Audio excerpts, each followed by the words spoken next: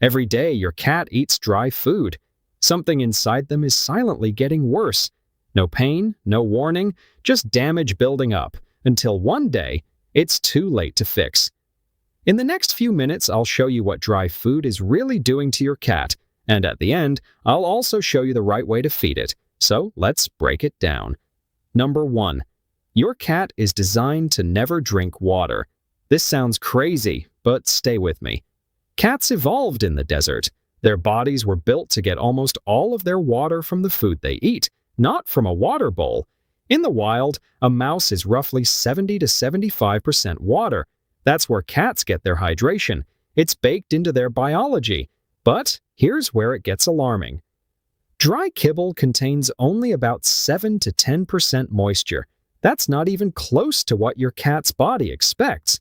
And because of how cats evolved, they have an extremely low thirst drive.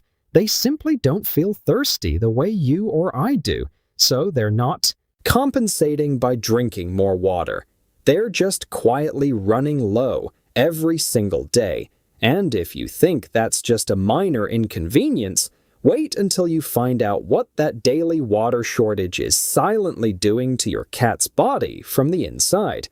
The silent dehydration you can't see. Here's something that will make your stomach drop. Cats don't feel thirsty until they're already about 3% dehydrated. And at that level, most vets would consider giving IV fluids to a human patient. 3% doesn't sound like a lot until you realize your cat hits that threshold before they even think about walking to the water bowl. So, if your cat eats only dry food and doesn't drink a significant amount of water on top of it, they are likely living in a state of chronic, low-level dehydration. Not dramatic dehydration, not noticeable dehydration, just a quiet, steady shortage of water inside their body every single day. And that shortage has consequences, because that chronic dehydration doesn't just disappear. It flows straight toward one of the most vital and most vulnerable organs in your cat's entire body. What chronic dehydration is doing to their kidneys. The kidneys are the first organ to suffer when a cat doesn't get enough moisture, and this is where things get serious. Cats that eat primarily dry food are at significantly higher risk for chronic kidney disease. Their kidneys are constantly working harder than they should, trying to filter concentrated, low-fluid blood. Over time, kidney tissue breaks down, and here's the brutal truth. By the time symptoms show up, like increased thirst, vomiting, weight loss, or lethargy, a significant portion of the kidney tissue is already gone. Kidney disease in cats is incurable. There is no going back. Once that tissue is damaged, it stays damaged. And the scary part is that most cats with kidney disease show no obvious signs in the early stages. Your cat could be losing kidney function right now, and you would never know. But the kidneys aren't the only organ under attack. There's another part of your cat's body being damaged right now, and this one can turn into a life-threatening emergency within hours. Their bladder is under attack too.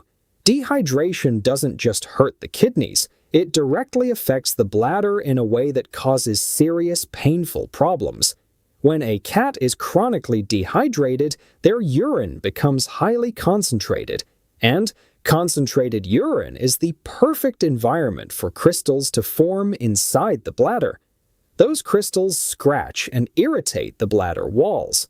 They cause inflammation, pain, and discomfort.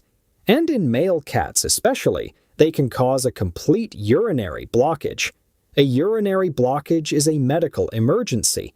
If a cat can't urinate, toxins build up in the blood within hours. It becomes life-threatening fast. And the number one dietary risk factor for this happening? Dry food only. Cats that eat wet food urinate more frequently, with more dilute urine, and their risk drops significantly. Now, here's what makes all of this even more disturbing. The damage isn't just from the lack of water, It's also from something hiding inside every single piece of kibble that your cat's body was never built to handle. The carbohydrate problem nobody talks about. Here's something your vet may not have mentioned. Cats are obligate carnivores.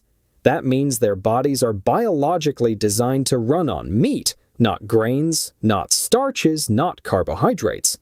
In the wild, a cat's diet is less than 2% carbohydrates. Now, look at what's in most dry kibble. The average dry food contains anywhere from 25 to 50% carbohydrates. That's not a small difference. That's a biological mismatch. And unlike humans or dogs, cats lack specific enzymes needed to efficiently process carbohydrates. Their liver doesn't regulate blood sugar the same way. So, when they eat all those carbs, those sugars don't get used efficiently. They linger. They accumulate. And over time, they cause real damage. And when those excess sugars keep accumulating day after day, month after month, they start pushing your cat toward a disease that millions of owners never saw coming. Dry food and diabetes, the connection that's being ignored. This one stopped me cold when I first learned it. Feline diabetes has been rising steadily for decades, and it's not a coincidence.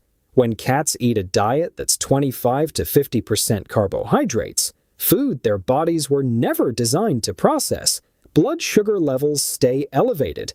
Insulin resistance builds up over time, and eventually diabetes develops. Here's what's remarkable, though. There are documented cases of diabetic cats being successfully weaned off insulin completely after being switched to a low-carbohydrate wet food diet. Think about that. Not just managed, weaned off insulin entirely. Because the root cause wasn't a broken pancreas, it was the wrong food. That tells you everything about what dry food is doing to your cat's metabolism every single day. But diabetes isn't the only thing those carbohydrates are building toward. There's another consequence hiding inside every kibble bag, and it's affecting more than half of all pet cats in America right now. The obesity trap hidden inside every kibble bag. More than half the cats in the United States are overweight or obese, and the majority of those cats eat kibble as their primary food. That's not a coincidence. That's a pattern. Dry food is calorie-dense. Every small piece of kibble packs in a lot of energy, largely from carbohydrates and fats. And here's the cruel trick. Those excess carbs actually make cats feel hungrier. Carbohydrates don't satisfy a cat's biological hunger signals the way protein and fat do. So, your cat eats, feels full briefly, and then feels hungry again too soon. They keep eating. The weight piles on.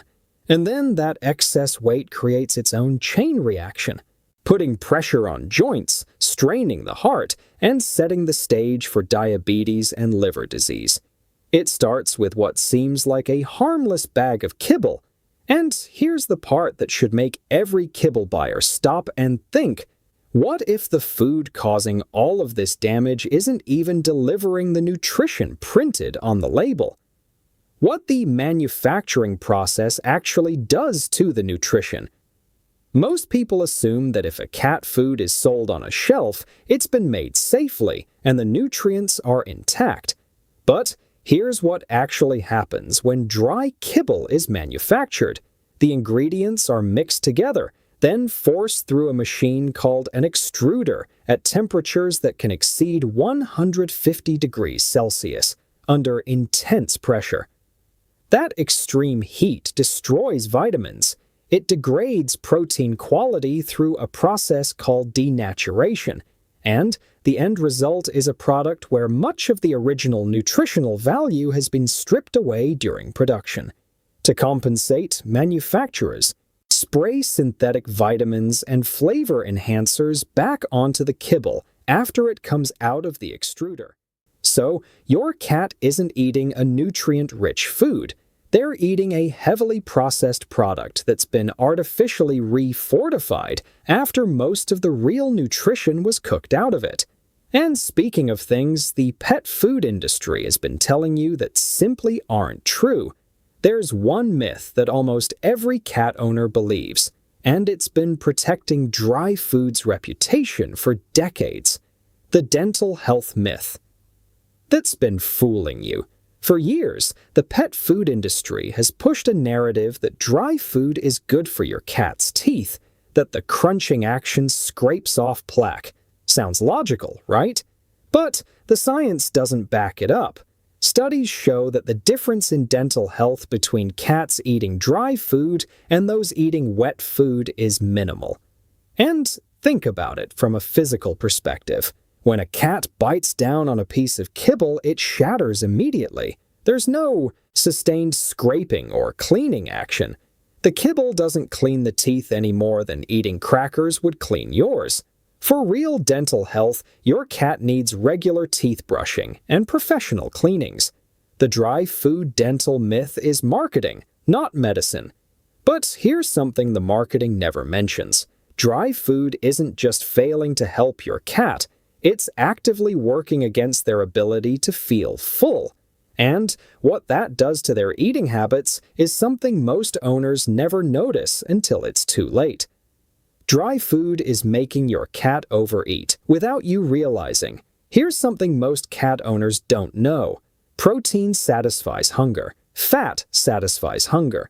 Carbohydrates do not for cats. Because cats are obligate carnivores, their hunger and satiety systems are wired to respond to meat-based nutrition. When a cat fills up on kibble that's heavy in carbohydrates, those hunger signals don't get properly turned off, so they come back to the bowl again and again. And free-feeding dry food, leaving a bowl out all day, makes this even worse. Cats graze constantly, taking in far more calories than they need, because the food they're eating never fully satisfies the biological hunger that their carnivore body is looking for. Meanwhile, a high-protein wet food meal can leave a cat satisfied for hours, and all that chronic dehydration and overfeeding doesn't stay hidden inside your cat's body forever. Eventually, it starts showing up somewhere you can actually see. Every single day. The skin and coat damage, happening slowly. Water isn't just for internal organs, it's the foundation of healthy skin and a healthy coat. The skin is the largest organ in your cat's body, and it depends on adequate hydration to function properly. When a cat is chronically dehydrated from a dry food diet, the skin becomes dry and compromised. Its natural barrier function weakens. And that shows up in the coat: dull fur, increased shedding, brittle texture. Many owners attribute a poor coat to genetics or age, but a significant number of cats with dull, thin, or rough coats are simply not getting enough moisture in their diet. The change that can happen when a cat switches to wet food is often visible within just a few weeks. Now, here's something that will genuinely shock you, because what I'm about to tell you explains why your cat probably refuses wet food in the first place, and it has nothing to do with preference. Why your cat is probably addicted to kibble. Here's something that surprises a lot of cat owners. Dry food manufacturers coat kibble with something called digest, essentially a liquid spray made from processed animal parts that makes the kibble intensely palatable and appealing to cats. It's specifically designed to make the cat want more. Some experts compare it to the way processed foods for humans are engineered to be hyper-palatable. You can't eat just one. This is why so many cats refuse wet food when it's first offered, especially if they've been eating dry food their whole lives. It's not that they genuinely prefer kibble. Their taste preferences have been shaped by a coating designed to make dry food irresistible. Transitioning can take time and patience, but it's absolutely possible. And while that addictive coating keeps your cat hooked on kibble, the dehydration it's causing is quietly doing something to their heart that most owners never find out about until it's far too late. The heart disease risk nobody warned you about. Dehydration affects more than just the kidneys and bladder. When a cat is persistently low on fluid, blood volume drops. And when blood volume drops, the heart has to work harder to pump enough blood through the body. Over time, this puts stress on cardiac function. Research has shown that dehydration can negatively affect heart function in cats, reducing how efficiently the heart pumps and potentially affecting blood flow to vital organs, including the brain. Most cat owners never connect their cat's heart health to the water content in their food, but the link is real, and it starts with what's in, or more accurately, what's missing from, every bowl of dry kibble. Now, to truly understand just how wrong dry food is for your cat, you need to see what their diet is actually supposed to look like, because the comparison is going to stop you cold. What a natural cat diet actually looks like. To understand why dry food is so problematic, it helps to understand what cats are supposed to eat. In the wild, a cat's prey, mice, birds, small rodents, is approximately 70 to 75% water, less than 2% carbohydrates, and high in animal protein and fat. That's the template a cat's entire body was built around. High moisture, high protein, almost no carbohydrates. Now compare that to dry kibble, 7 to 10% moisture, 25 to 50% carbohydrates, heavily processed protein. Every single metric is the opposite of what your cat's biology was designed for. You wouldn't feed a tiger breakfast cereal and expect it to thrive. A house cat is a tiger, just smaller, and their nutritional needs are just as specific. And here's the part that gives me real hope. Because once you make the switch, your cat's body doesn't waste any time letting you know it was the right decision. How quickly things can change when you switch. Here's the part that gives me real hope. Cats are resilient, and when you remove the thing that's causing the damage and replace it with the nutrition their body actually needs, the response can be remarkable. Owners who switch their cats from dry food to high-quality wet food consistently report improvements in energy levels, coat condition, and litter box habits within just a few weeks. Cats that were lethargic become more playful. Coats that were dull become shiny. Litter box visits become more regular and easier. And in cats that were pre-diabetic or dealing with early urinary issues, the improvement can be dramatic. The body wants to heal. It just needs the right conditions. So if you're ready to make that change, here's exactly how to do it without stressing your cat out or hitting a wall of rejection at the food bowl. How to do it without stressing your cat. Switching a kibble-addicted cat to wet food isn't always easy, but it's possible. Cold turkey almost never works. The key is gradual transition. Start by mixing a tiny amount of wet food into the dry food, just a small spoonful to begin with. Over the course of 2 to 4 weeks, slowly shift the ratio. More wet, less dry. Let your cat's palate adjust. If your cat refuses entirely, try warming the wet food slightly to release more aroma. You can also try different textures. Some cats prefer pâté, others prefer chunks in gravy. And don't give up if they sniff and walk away at first. Patience and consistency are everything. Some cats take a few weeks, some take longer. But most cats can be transitioned with the right approach. But before you go grab any wet food off the shelf, you need to know this, because not all wet food is actually better than dry. And choosing the wrong one could mean you've changed nothing at all.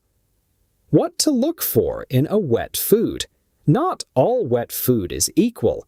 When choosing a wet food for your cat, the first thing to look at is the protein source. Real, named animal protein, chicken, turkey, salmon, should be listed first on the ingredient list. Avoid products where the primary protein source is vague, like meat byproducts or animal digest. Next, look at the carbohydrate content. The lower, the better. Many quality wet foods have carbohydrate levels under 5%, which is close to what a cat would eat in the wild. Also look for moisture content above 70%, and avoid foods with added artificial colors, flavors, or excessive thickeners. Reading labels takes a little practice, but once you know what to look for, it becomes second nature, and when you start making those better choices, here's what it actually means for the length and quality of your cat's life, because this is the part that ties everything together. What this means for your cat's life. Here's the honest truth. A cat can survive on dry food. Many cats eat it their whole lives without visibly dramatic problems. But survive is a very different word from thrive. The research, the veterinary observations, and the mounting evidence all point in the same direction. Cats eating moisture-rich, protein-forward, low-carbohydrate diets have healthier kidneys, healthier bladders, healthier weight, and longer lives. The difference might not be visible today, but it accumulates over months and years. Every bowl of dry kibble is either building toward health or building toward disease. And now that you know what's actually happening inside your cat when they eat only dry food, you have the information to make a different choice. Your cat can't make that choice. You can. Now, I want to hear from you. What does your cat eat right now? Dry food only, wet food only, or a mix of both? Drop it in the comments. And honestly, after watching this video, are you thinking about making a change? Because I know it can feel overwhelming, but even one small step, just adding some wet food to your cat's diet, can start making a difference for their health.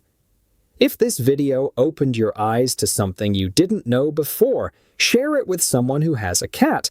They need to see this too. And if you want to know exactly which human foods are safe and which ones are secretly dangerous for your cat, that video is coming up next. Don't miss it.